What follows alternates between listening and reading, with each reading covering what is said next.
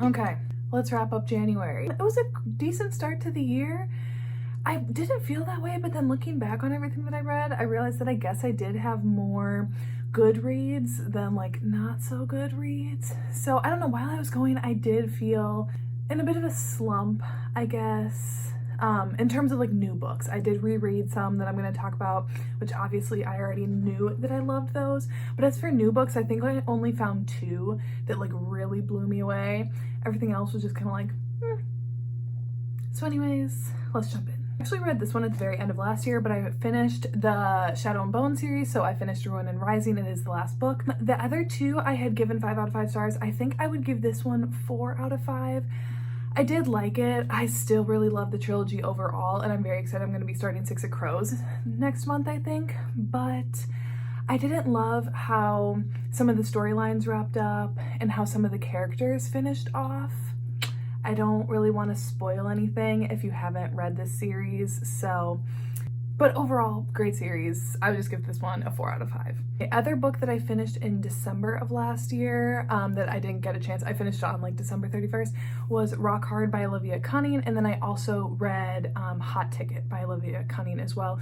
So they are books 2 and 3 in like the Backstage, or in the Sinners on Tour series, I think it is. So Rock Hard follows Sed and Jessica.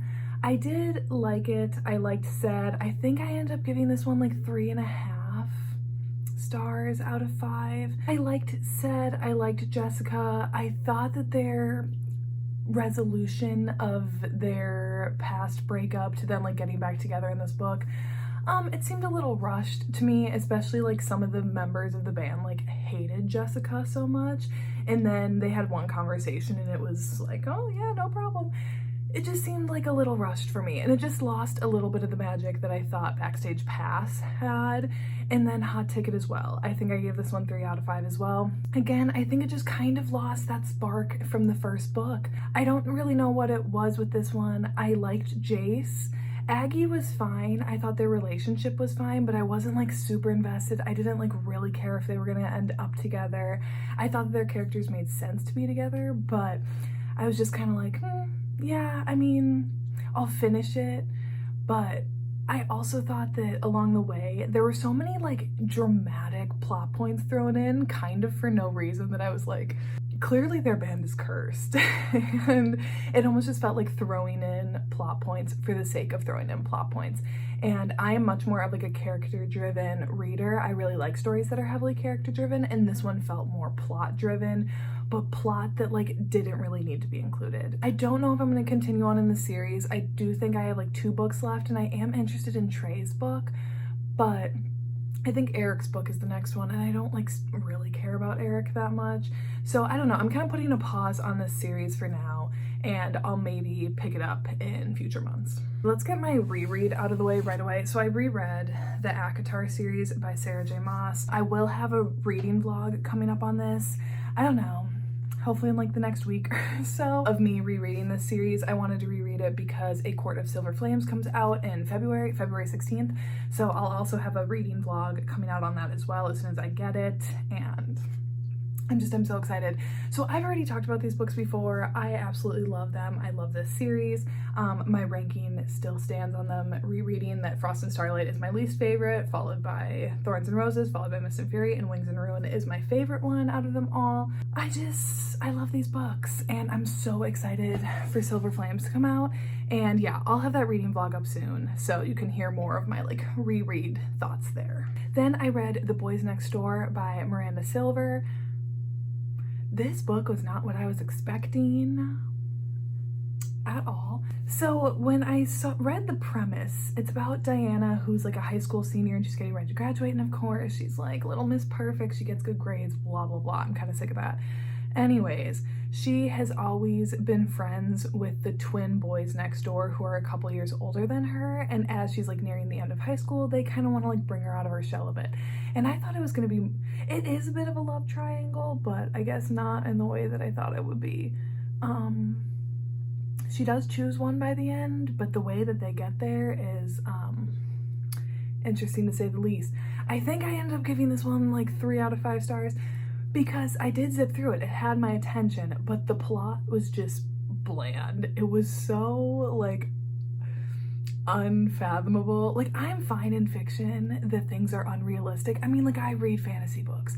I'm not necessarily looking for realism, but some of the stuff that happened in this book was just so outrageous that I don't know. It was an interesting one, that's for sure. I didn't really like Diana's character, and we didn't really get a lot of development on her or either Ian or Brendan, I think was the other one's name, Brandon or Brendan. It was fine. It was definitely like a fun read. There is a second book. I'm not planning on reading that right now. Maybe if I need something just like mindless and a fun time, I'll pick that one up again. But as for right now, I think I'm just gonna leave this one as a standalone for me. I started off the year with Emotional Destruction as well. I read The Song of Achilles by Madeline Miller. 5 out of 5. This book was so good. And I had very high expectations going into this, and it met every single one of them. I summed it up in my Goodreads review with just one sentence, and it was, I love emotional destruction and I love Greek mythology, so this delivered. And that's kind of all you need to know. It is the retelling of the story of Achilles, and okay, I'm gonna butcher this name. I think it's Patroclus. Don't come at me. I'm sorry. They're like childhood friends to lovers throughout the war. And then obviously, if you know how Achilles ends in Greek mythology, you probably can see the ending coming, but oh my God, it was so brutal. It was so much more brutal than I thought it would be because I already kind of knew how it ended. And it was so good. Their love story was just so pure, and just, I don't normally like friends to lovers, but this was just like beyond friends. They were just like really soulmates from the very beginning. And I loved every moment of it. Her writing style is incredible. It's very concise, but very poetic at the same time, which I think is a really hard balance to find. I feel like when writing gets to be really poetic, it sometimes seems to really drag a lot and seems to be overdone. But no, like, she whips you through the story. So it never once feels slow, which I also appreciate. And it was just incredible.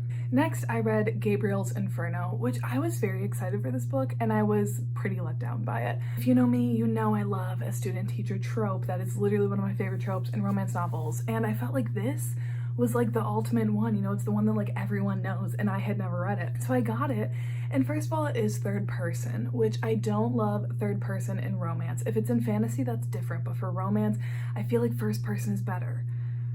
So there was that note against it. The writing was just like so pretentious. I feel bad saying that because like it's good writing, but it just felt very like pretentious to me. I didn't love Julia.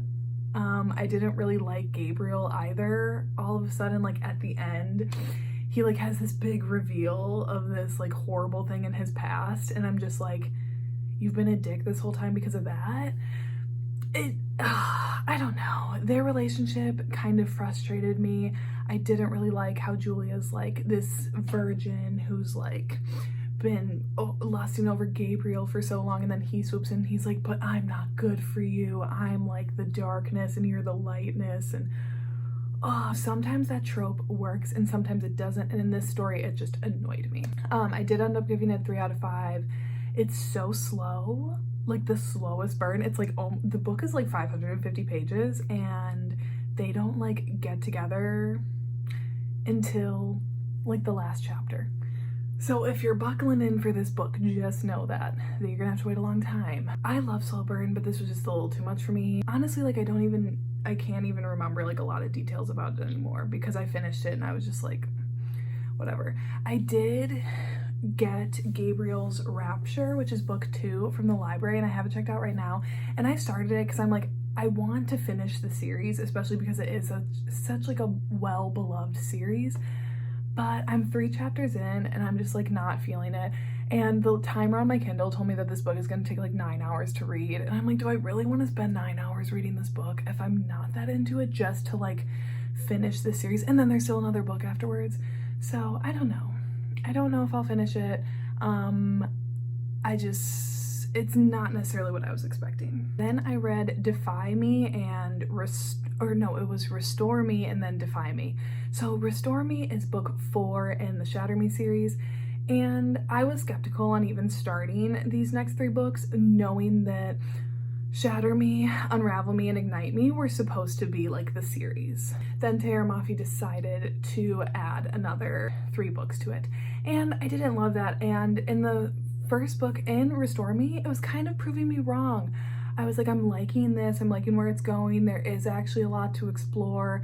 I love Warner's character so much. Warner is literally one of my all-time favorite characters that I've read, and I'm loving getting more of him. And I do like Juliet, and I do think that there is so much in this world still to be explored. However, then I got to Defy Me, and I'm just annoyed. I don't like when characters come back from the dead, especially like, I don't want to spoil anything, but there's a character that died in the first original trilogy that like is the pinnacle of that trilogy of like killing this person, and then all of a sudden they're alive. And I don't like what it does for the characters. I don't like that now that they're back and they're like basically indestructible. That doesn't really make any sense to me. I really didn't vibe with Defy Me as much. I do have Imagine Me downloaded, and I am gonna finish it because I'm invested. But I did already look ahead on that book, and Aaron Warner does not have any POVs for the chapters. It's all Juliet and Kenji. And I like Kenji. Warner is my favorite, so I am not happy that he doesn't get any POVs in this last book, and I'm curious as to why that is. Yeah, I am excited to finish it. I did think that Ignite Me left a lot to be explored, but I'm not necessarily loving the exploration now that we're there, when I loved the first 3 books. So I don't know, we'll see how it all wraps up and if that changes my opinion on it. And I read Blame It on the Champagne by Fiona Cole. I do like Fiona Cole's books a lot. I loved Shame, and I like the Voyeur series. I love her writing style. I ended up giving this one 4 out of 5. Why can't I remember the main character's name now? I'm trash. But the 2 main characters I did actually like. I don't know why I'm completely blanking on their names right now, and honestly, I'm not gonna look it up. I will just throw it on the screen here. But it follows this woman who is like freshly graduated from college, and she wants to put her education to use, and her father's like, no, you're gonna go into an arranged marriage with an asshole so that way he can take over your family's company.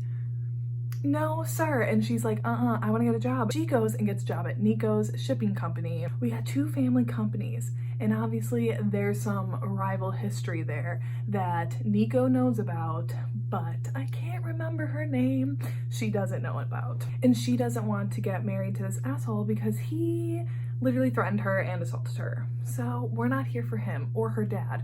So Nico's like, hey, what if we get married? Because then you get out of an arranged marriage. And then he's like, he pitches it to her that then he has like a nice looking wife on his arm at events, and it kind of makes him look good. But what she doesn't know is that the minute that they get married, he's got some plans for her family's company. Anyways, that's how it goes. It is enemies to lovers, and he is her boss too. So if you like that, you'll like this. It was just a fun time. I was super invested. The conflicts actually made sense. The resolutions made sense. And I'm really looking forward to the next 2 books in this series. I just think Fiona Cole is a great writer. This next book, I literally don't even know how to be like articulate about it. I don't know how I can express how much that I love this book. So I read Know My Name by Chanel Miller. So if you don't know, Chanel Miller is Emily Doe from the Stanford sexual assault case that Brock Turner was involved in. She is the one that he assaulted, and this story, it's not even just the story that is incredible, but Chanel's writing is a freaking plus. It is so good. I will say this book is heavy, so if you're not in the right headspace to be reading something like this, I would maybe hold off until you're like in a bit of a better headspace, because it is just heavy. I was crying pretty much every single chapter, and the way that she tells her story is not only like really intriguing for being an autobiography, but also just like every single emotion that she felt along the way, you feel right there with her. And it's heartbreaking and angering and frustrating and relevant. And I literally don't even know what to say. Like, this book was just the most incredible book I've read in a very long time, and I already know it's going to be on my top list of 2021. Not only does she talk about her case, but she also talks about then after her case was done, and she talks about like Donald Trump getting elected president, And this was genius. She put side by side like Brock's defense with Trump's defending of his tapes that were leaked when he was like grab her by the pussy tapes, those tapes. She put their two defenses like side by side. They're like almost identical. It's disgusting. And I was like, girl, ooh. And then she also talked about the Me Too movement and Dr. Larry Nassar and Harvey Weinstein and Bill Cosby and like all of these men and like events that happened after her case came out. Oh, and also Dr. Ford. Oh, it was just, and hearing it from a victim's perspective of like how all of those events affected her, it was amazing. Her writing is incredible, and I literally can't say enough good things about this book. Like, the other book that blew me away this month, so I guess I had three. It was like Song of Achilles, Know My Name, and then It Ends With Us by Colleen Hoover. So I read two Colleen Hoover books last year. I read Confess and Hopeless, and I liked both of them, but I like didn't really get the hype. I'm like, I don't really know why everyone's like obsessed with Colleen Hoover. Like, I liked them, but I wasn't like needing to devour everything else that she's written. And I was just kind of like, I liked them, but I don't really get it. This changed the game, and now I'm like, I need to read all of them. This story is, again, a heartbreaking one, but I loved every second. So this follows Lily, who is just moved to Boston, or she's like living in Boston, and she decides to like switch up her career, and she decides to open a flower shop, and she's just kind of living, doing her thing. And one night she goes up on this roof of an apartment building, and she meets Ryle, who is a neurosurgeon, and they just kind of like hit it off, although Ryle's like, I don't do relationships, and Lily's like, I don't do one night stands. So they're like, okay, we'll just like agree to kind of like part ways. But then they both can't stop thinking about each other. And then one day, Ryle's sister, Alyssa, I think her name is, decides to get a job at Lily's flower shop. So then they get reconnected and they run back into each other. And so while we're in present time, we're also learning back on Lily's past when she was a child, and she had a very abusive father who abused their mother, and Lily witnessed that growing up. And she befriended this kid, Atlas, who was homeless and living in an abandoned house like behind Lily's. So when she was younger, she started like inviting him over after school to let him shower and like give him some of her father's clothes, and just like being his friend. And eventually they fall in love when they were younger, but then something happens and then they get separated. So now we're Lily in the future.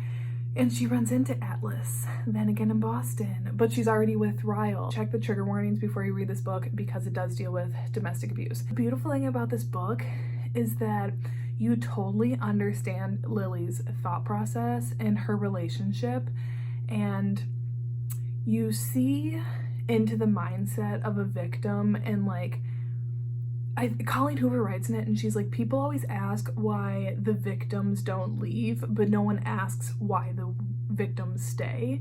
And it's because like Lily loves this man, and I'm not gonna like, so it is a bit of a love triangle. I'm not gonna like spoil anything, but Lily promises herself, she's like, I'm not going to turn into my mother, but then she tries to rationalize it because she's like, I'm not my mother, and like he didn't really mean it, and this is only one time. And then like the second time it happens, she was like, oh well, maybe I did this. And like you see how she ends up back to square one and being like, but I love him. And it was just the most incredible thing. I finished it in one day. I literally couldn't put it down, and it was just heartbreaking and just so good. Again, I can't say enough good things about this book, so I'll kind of leave it at that, but definitely check it out. But again, check the trigger warnings just in case before you jump into it. And the last two books that I read are Shameless King and Reckless King by Maya Hughes. I gave these both 3.5 stars out of 5. They were pitched as, if you love the Off-Campus series, you'll love this. And I love the Off-Campus series. It's one of my favorite series of all time. And I think I just went into it with maybe a little bit too high of expectations, and I'm like a little bit disappointed, but I do like them. So these books follow the Kings, all these hockey players at college and beyond. I think the rest of them maybe get out of college, because right now the first two follow, why can I not remember any of it? Declan is the first book, and Heath is the second book. So they are both at the same college, Declan and Heath are, and in the first book, Declan reconnects with his kind of like acquaintance from high school. They had like one moment, Avery, I think her name is, and they kind of get reconnected in college because they're forced to work on a group project together, and they both need this class to pass. So it's like really vital that they team up. It is enemies to lovers. I love to see it. And we do get enough of the hockey. I do think that off campus you get better hockey, but anyways, I don't want to make so many comparisons to it because that's kind of unfair, but this series, I will just say, I don't think like the camaraderie among the guys is as good as off campus, but I'm hoping that once we get into it a bit more, we get more of that. Then Heath's book right now that I'm in, it's Heath and Kara, and they met just like one night at a bar to have like one fun night together. And then afterwards they're like, we can't stop seeing each other. But then it turns out that Kara is his independent study supervisor, and she needs this job to get into her PhD program, and Heath needs this class to graduate. So now then they're kind of faced with like, we need to stay apart, but we want to be together. And it kind of turns into that. I did like both of these books. I am looking forward to the rest of the series. I'm definitely going to keep going on it. I'm mostly looking forward to the one that is the brother's best friend trope with, I think it's Ford and Olivia. I'm most looking forward to that one. I do like them. They're very quick reads. They're pretty short too. I think they're both like around 300 pages. So if you're looking for something like short and light in college, like, it is a fun time. That is everything for January. Looking ahead, the only thing that I know for sure that I'm going to be reading is A Court of Silver Flames. I cannot wait for that to come out. My book club, oh, I don't have it by me. My book club is reading The Seven Husbands of Evelyn Hugo right now. I'm living for this book, and I just want to keep going on it, so I have to like force myself to stop every week. Oh, I'll be finishing Imagine Me. That's like the other for sure thing that I will read this month because I want to get the Shatter Me series finished. So yeah, alrighty, that's all of it. If you haven't already, check out my podcast, Popcorn Chats, that I co-host with one of my friends. We talk about all things movies and TV shows. We've been covering the new Euphoria special episodes. We do our Drunk Disney episodes where we get drunk and we watch Disney Channel original movies and talk about them. We got a lot of new stuff coming out in February. We're going to be covering the new To All the Boys I Loved Before movie because obviously Malcolm and Marie will be covering, and we're also going to be covering the 50 Shades of Grey franchise. A look back, if you will.